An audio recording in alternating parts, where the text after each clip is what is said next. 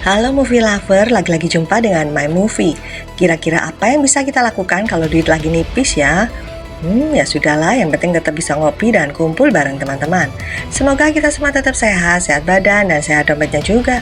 Kali ini aku akan review sebuah film Korea yang berjudul Brave Citizen. Buat kalian yang belum pernah nonton, ikuti alur cerita filmnya ya.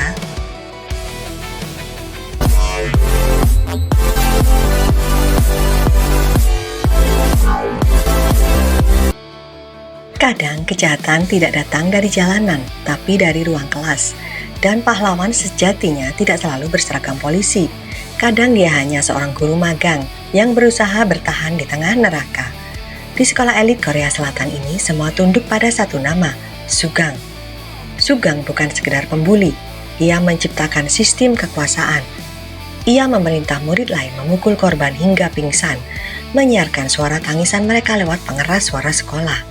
Guru-guru tahu, tapi tak berani bicara.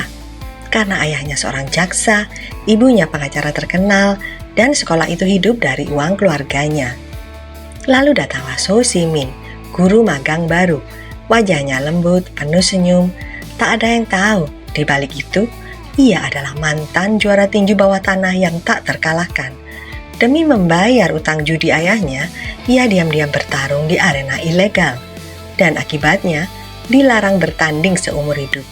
Kini, ia menyembunyikan identitasnya dan hanya bisa bekerja sebagai guru magang, berharap kelak diangkat menjadi guru tetap. Suatu siang, Si-min melihat Sugang menindas seorang murid. Kepalanya ditutup plastik, tubuhnya ditendang ke dinding. "Jangan ikut campur, Bu," bisik salah satu siswa. "Kalau ibu melawan dia, ibu habis." Tapi saat Sugang mengangkat kaki untuk menendang wajah anak itu, Si-min bergerak, menabraknya keras, pura-pura tidak sengaja. Korban itu ternyata Jin Hyung, muridnya sendiri. Si-min menolongnya dan menyuruhnya kembali ke kelas, tapi Jin terlalu takut. Sejak saat itu, Sugang menaruh dendam pada Si-min dan perang di antara mereka dimulai. Malamnya, Si-min melihat Sugang mengusir nenek penjual kimbap. Ia membeli semua dagangan sang nenek tanpa ragu. Jin Hyung melihat kejadian itu dari jauh dan mulai menaruh harapan pada Si-min.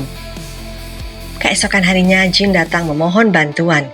Ia mengaku disiksa setiap hari, bahkan di luar sekolah. Lapor ke polisi pun sia-sia, justru membuatnya semakin disiksa. Ketika Si-min menyarankan pindah sekolah, Jin berkata, "Yang bersalah itu dia. Kenapa saya yang harus lari, Bu?"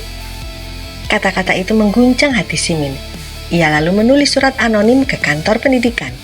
Namun surat itu justru memicu kemarahan keluarga Sugang. Ibu Sugang datang mengamuk, menuntut pelaku pengaduan. Si-min akhirnya mengaku agar orang lain tidak disalahkan. Wanita itu memerintahkan agar Si-min dipecat. Tapi keesokan harinya, Sugang justru meminta agar Si-min tetap dipertahankan karena ia ingin menyiksanya sendiri.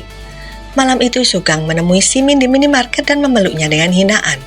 Anak buahnya diam-diam memotret mereka. Si-min menahan amarah demi pekerjaannya. Namun ketika seorang pria asing menamparnya di jalan, semua amarahnya pecah. Ia sadar, jika hukum hanya berpihak pada orang kaya, maka ia harus menciptakan keadilannya sendiri dengan tinju. Malam itu juga ia mengenakan topeng kucing dan menyerang Sugang di lapangan basket. Ia mengalahkannya dengan cepat dan mempermalukannya di depan semua orang. Sugang dipukul habis-habisan hingga babak belur. Tapi sebelum identitas Si-min terbongkar, sirine polisi berbunyi. Si-min kabur dan murid yang melihat kejadian itu mulai mengaguminya. Keesokan harinya kabar pembuli dipukuli menyebar. Murid-murid bersorak, guru pun diam-diam puas. Tapi Sugang murka, ia mencari siapa sosok bertopeng itu dan menyiksa siswa satu persatu. Salah satu siswi menegurnya. Ia menyeret gadis itu dan mengancam akan membunuhnya jika si kucing tak muncul. Sementara itu, Si-min hampir diangkat menjadi guru tetap. Tapi Sugang menunggunya di perpustakaan, menekan kepalanya dengan kantong plastik dan mengancam akan menyebar video Jin jika ia menolak bertarung di ring. Si-min tahu resikonya besar, tapi ia tak bisa membiarkan Jin hancur. Keesokan harinya, ia menemukan Jin di atap hendak bunuh diri. Dengan tangis, Si-min mohon agar anak itu bertahan. Ia berjanji akan menghukum Sugeng di depan semua orang. Hari pertandingan tiba. Sugeng menantang manusia kucing di hadapan sekolah. Simin datang bertopeng. Mereka bertarung sengit. Saat topengnya terlepas, semua orang terkejut mengetahui siapa dia. Seketika, murid-murid bersorak mendukung Simin. Ia mengalahkan Sugeng dengan tendangan terakhir yang membuatnya pingsan di lantai. Sekolah bergemuruh, kebenaran akhirnya menang.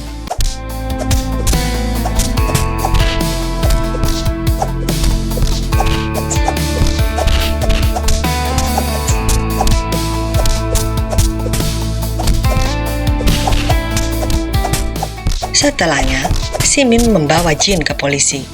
Seorang siswi menyerahkan rekaman bukti kekerasan Sugeng.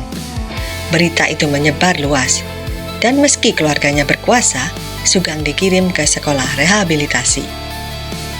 Simin kemudian meninggalkan sekolah itu. Ia tahu perjuangan melawan kekerasan belum selesai, tapi langkahnya sudah membuka jalan menuju keberanian baru. Kalau kamu berada di posisi Simin, apa yang kamu lakukan? Diam demi pekerjaanmu atau melawan demi kebenaran?